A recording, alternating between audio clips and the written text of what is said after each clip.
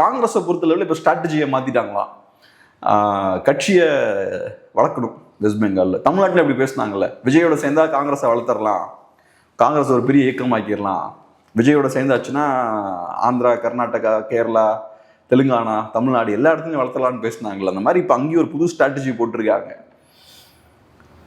தனியாக இண்டிபெண்ட்டாக நமக்குன்னு ஒரு அடையாளத்தை உருவாக்கணும் அப்படின்ற ஒரு ஸ்ட்ராட்டஜி. ஸோ அதனால தனியாக நிற்கிறாங்க, லெஃப்ட்டும் தனியாக நிற்கிறாங்க.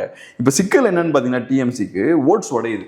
காங்கிரஸ் கிட்ட இருக்கிறது முஸ்லீம் ஓட்ஸ் தான், லெஃப்ட் கிட்ட இருக்கிற ஓட்ஸும் மோஸ்ட்லி ஆன்டி பிஜேபி ஓட்ஸ், இந்த மாதிரியான ஓட்ஸ் தான். அது போக இப்போ லெஃப்டில் பார்த்தீங்கன்னா இந்தியன் செக்குலர் ஃப்ரண்ட்னு ஒரு அமைப்பு இருக்குது, ஐஎஸ்எஃப் அப்படின்ற ஒரு பார்ட்டி இருக்குது. சித்திக்னு ஒருத்தர் வந்து ஜெயிச்சிருக்காரு, அவர் சிட்டிங் எம்எல்ஏ. இப்போ 2021 பிஜேபி டிஎம்சி தாண்டி ஒருத்தர் தான் ஜெயிச்சது, அவர் எம்எல்ஏ. அவர் இப்போ லெஃப்டோட இருக்கார். ஸோ அவரும் மோஸ்ட்லி பார்த்தோம்னா முஸ்லீம் ஓட்ஸை டார்கெட் பண்ணுறாரு. மம்தா பானர்ஜி அவரை ரொம்ப ஸ்ட்ராங்காக அட்டாக் பண்ணாங்க, அவரையும் அட்டாக் பண்ணாங்க, லெஃப்ட் பார்ட்டிஸையும் அட்டாக் பண்ணாங்க. இவங்கெல்லாம் சேர்ந்து எங்கள் மைனாரிட்டி ஓட்ஸை உடைக்க பார்க்குறாங்க, ஸோ பிஜேபிக்கு மறைமுகமாக வேலை பார்க்குறாங்க அப்படின்றது தான் மம்தா பானர்ஜியோட குற்றச்சாட்டு. ஸோ இப்போ ஐஎஸ்எஃப் பார்த்தோம்னா இப்போ லெஃப்டோட இருக்காங்க. அது போக நம்ம ஒவைசி இருக்காரு, ஒவ்வொரு இடத்துக்கும் போய் ஒரு கடையை போடுவார்.